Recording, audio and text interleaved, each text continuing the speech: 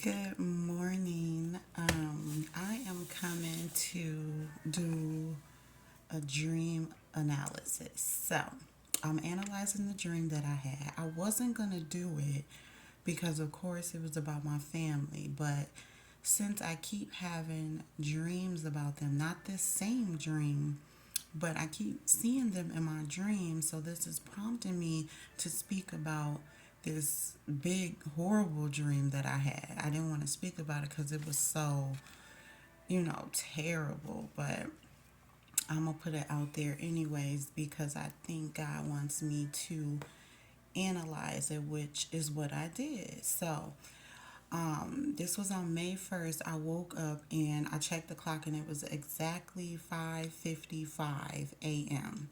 May 1st. So I woke up and I remember in the dream it started by me calling my twin flame. And so I called him.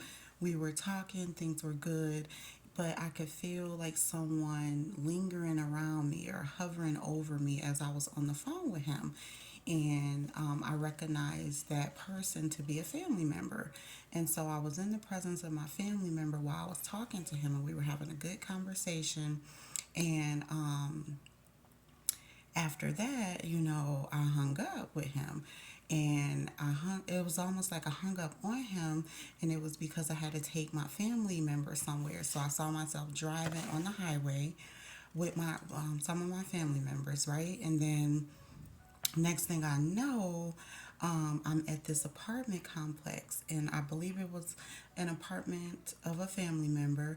And so I'm going in and I'm going up the stairs. So I wrote it down, but I can recall it still fresh in my mind. But if you see me looking at my book, it's because I want to make sure I hit all the point. But um, yeah, so I'm walking up the stairs, and this guy is like under the stairs and he's trying to get me. So he's like hanging on the stairs so when I walk up, he can attack me. And so then I don't know if he came through the stairs, came around the stairs, but now he's like head face with me and he's trying to grab at me. I think he's trying to grab my neck, put his hands around my neck. So I'm backing up and I'm scared, and I recognize the guy. Like, I don't know him in my real life. He didn't look familiar, but in the dream he looked familiar, like I seen him before, knew him before. He was like tall and dark skinned, but he had hair. So I'm not sure who he was, but he was trying to attack me. And so I was pretending, playing to be his friend so that he wouldn't attack me, being nice. And then he's like got me from behind and started putting his arms around my neck or whatever. So basically, he was attacking me, trying to choke me, trying to, take my life. And so I got free from him and I ran. I ran up the stairs.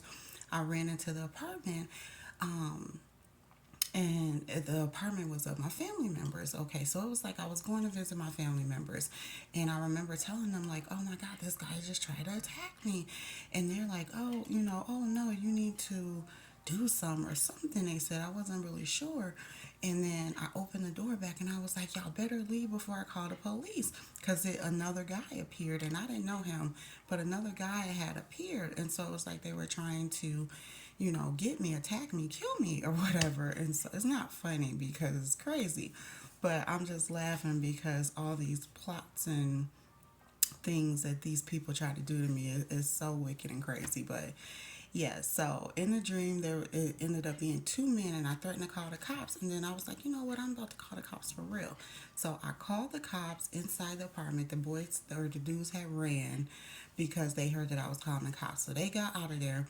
I called the cop, and I remember telling him what was going on, like, hey, someone's trying to kill me, send help. And he accused me of lying. The cop did. He's like, something like, you better not be lying if we get out there. This better be true or something like that. And I'm like, listen, sir, I just got here. I've been gone from Minnesota. So it was in Minnesota. I remember saying that. I've been gone from Minnesota for 2 years, and I'm back 2 days, and people are trying to kill me. So I was up in Minnesota visiting my family. I had been gone for 2 years, came back in 2 days. People started to try to kill me. And so he was like, okay, well, it's a Saturday, it's the weekend, we don't got nobody in the area. We'll get there as soon as we can. This is what the cop was saying, okay? And so I hung up with the cop, and next thing I remember, it was like we were in the bathroom. There was like bathroom stalls, like a public place, or a locker room or something, but it was really the bathroom inside the apartment. And you could see a man standing in the stall. I could see his shoes, but I didn't know who it was. So I left out of the bathroom, but a former friend of mine was still in the bathroom. And I mean, the man came running out the bathroom stall with like a knife. I believe it either was a knife or scissors. I believe it was scissors. And he came out running with the scissors, trying to come towards me. So of course he was trying to come stab me with the scissors, but instead he had stabbed a former friend of mine in the face. And so I was standing right there, but I was away from it. So it was like he couldn't reach me, so he got hurt. And she fell to the ground. She died. And so I was like, oh my God. And I'm like, help, help. And I'm looking at another family friend, or it was actually the baby daddy of a sibling. And I'm like, help, help. And he just looked at me. He didn't come help or anything. And so I could see the man, and he was getting close to my daughter. So I'm like, oh no. I grabbed the man, I took the scissors from him, and I end up stabbing him in the dream. This is so crazy. I end up stabbing him. So he went down, and then we're all sitting around, just like, oh my God, what just happened? What's going on? And next thing I know, okay, so that man, he was like, older man. He kind of looked like he was Middle Eastern, and he was old. And then, okay, so after that happened, then an older woman appeared, like an old lady, an old white lady appeared, and she was sad. She was like, if you didn't see my husband who was in the bathroom, I just knew you wasn't gonna see me. And then she started rambling on some things about sick, and I couldn't really hear her because I was so freaked out. Like, who is this lady? Who is this? Another one. It's another one trying to kill me. What are we gonna do? And so I went to go get some kind of liquid or whatever to pour the liquid, because she was talking. She was saying something about causing people to be sick and coughing or whatever. That's all I could remember, or that's all I could hear in the dream. And so before she even finished, I had them hold her down, and I poured some liquid in her mouth. And then she passed. And so, but not before she passed, I guess she told them what she had done. And so what she had done was, she was like a suicide bomber, but it wasn't a bomb. It was like an airborne sickness that she put in the apartment to kill us all, I guess. And so I see my family members after she passed from the liquid that I poured in her mouth. I see the family members, and they're like, well, what are we going to do now? Like, no one was afraid or upset or scared or anything but me. And then I stopped being scared, because I was like, well, I've done all that I could do to try to save, save us, save myself. There's nothing I can do now. She put the sickness in the air. It's like an airborne sickness. And then people started coughing. Like, I seen a deceased family member, she started coughing. And then a former guy lover friend of mine, he was in a dream, and he started coughing. And I was like, did the lady say that people would start coughing and that we were going to get sick?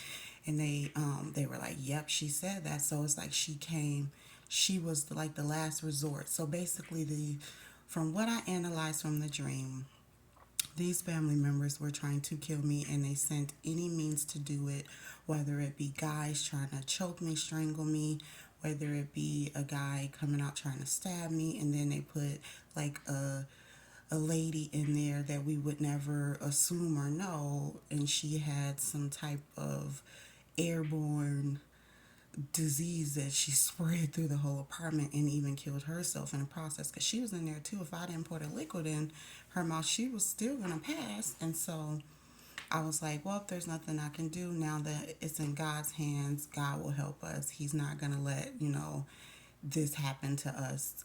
He's gonna take care of us. And so that was the dream. So horrible, but it just, analyzing it lets me know that starting with the conversation with my twin flame, ending with going to Minnesota, being around my family, and people trying to kill me, and not even caring if they kill other family members in the process. And so that's what I feel like. I feel like this is a message or a warning to me to not go back home, not to go back there, because this is what will happen if I do go back. They will try to kill me. They will try to use any means or anyone to do it. They will do it in front of my children, in front of anyone. They will try to take out my friends or whoever just to get to me, or former friends, because I don't have friends no more. But they will do whatever they can to try to get to me. And I believe that it's all because of us being a twin flame, or me having this twin flame connection, which is, not twin flame, it's really 144,000. So it's like the chosen one. So they want to take me out, take my life, because I'm a chosen one, because I have this connection to God, because I have this connection with a man that's also like 144,000, which is my counterpart, my spiritual husband. And so that's what the dream tells me. But in the end, God will take care of it. So no matter what they do, because I didn't die in the dream. I woke up after it was like, what are we going to do now? Oh no, God is going to take care of us. Then I woke up. So God will protect us. God will have my back, me and my kids and whoever else needs it from these family members, these people that are trying to get me. So that was the dream. Crazy, right? I know, but I guess it's real. And it's like, is this really real for real? Are these people really trying to do this to me? Like, is this really happening to other twin flames or other chosen ones that God has woken up and told them that they are part of the 144,000? And yes, this is real. I believe so. So I go back to the Bible, and the Bible talks about how the Israelites back in that time were evil, were wicked, were rebellious. Starting in Psalm 106, I'm not going to read it all, but I pulled out a few verses just to show us the wickedness of these people. So if they were wicked in the Bible times, when they had real, well, I don't want to say real, when they had prophets, physical prophets that they can lean on, when they had God's voice, they didn't have a Bible, but they had the actual God. They had Jesus, actually. They had prophets to come to them in physical form, So we don't really have much physical form of prophets. The ones that we do are, we're just waking up and we're trying to get positive messages out there to be leaders, to lead people to God. But these people are wicked, just like the people in the Bible. The people now are wicked. So it was talking about the Israelites and how they were wicked to their own people, own children, own God. They were wicked to, they hated the prophet Moses that God sent to them. They were wicked. And so Psalms chapter 106 starts at verse 35, is where I wanted to read, where it says that, excuse me, but were mingled among the heathen and learned their works. So this is what he's saying about the Israelites. They mingled among the heathen, which is the country that they were in, and they learned their works. 36 says, and they served their idols, which were a snare unto them. 37 says, yeah, they sacrificed their sons and their daughters unto devils, and shed innocent blood, even the blood of their sons and their daughters, whom they sacrificed unto the idols of Canaan, and the land was polluted with blood. Thus were they defiled with their own works, and went a whoring with their own inventions. Therefore was the wrath of the Lord kindled against his people, insomuch that he abhorred his own inheritance. And he gave them into the hand of the heathen, and they that hated them ruled over them. Their enemies also oppressed them, and they were brought into subjection under their hand. So that is saying that yes, parents, mothers, fathers, whatever have you, family members were sacrificing their children, their sons and their daughters. They were making sacrifices to the devil. They were wicked. They were no longer of God. They were not following God's word. They were not doing right. They wanted to kill their sons and their daughters for the devil. They wanted to take on whatever the heathens were doing, whatever the ungodly people were doing. And so that's kind of how it was in my dream, that those family members were trying to sacrifice me to the devil. They wanted to, I mean, they're just wicked. They were wicked. They wanted to kill me off because of this twin flame that I was talking to, or our connection, our relationship, or whatever. And so then I wanted to read Genesis 4, which talks about Cain and Abel. And we know that story, but I'll just read it too. Adam and Eve, because of their sin, God had them conceive two sons, and one of the sons killed the other one. So it says, and Adam knew his wife, and he conceived and bare Cain, and said, I have gotten a man from the Lord. And she again bare his brother Abel. And Abel was a keeper of sheep, but Cain was a tiller of the ground. And in process of time it came to pass that Cain brought of the fruit of the ground an offering unto the Lord. And Abel he also brought of the firstlings of his flock and of the fat thereof. And the Lord had respect unto Abel and to his offering, but unto Cain and to his offering he had not respect. And Cain was very wroth, which is angry, and his countenance fell. And the Lord said unto Cain, why art thou wroth, or why are you angry? And why is thy countenance fallen? If thou doest well, shalt thou not be accepted? And if thou doest not well, sin lieth at the door, and unto thee shall be his desire, and thou shalt rule over him. And Cain talked with Abel his brother, and it came to pass when they were in the field that Cain rose up against Abel his brother and slew him, or killed him. And the Lord said unto Cain, where is Abel thy brother? And he said, I know not. Am I my brother's keeper? So that's giving you a clear indication that siblings will kill, a sibling. And that is just from pure jealousy. He was mad, he was angry, he was jealous that Abel got respect from God and he didn't. And so he killed Abel. And so in my dream, I did see my siblings, and I do dream about them a lot. And so I can see, that, I can understand that this does happen. Siblings do get jealous. They do get angry with their siblings, and they do kill them. The Bible says it.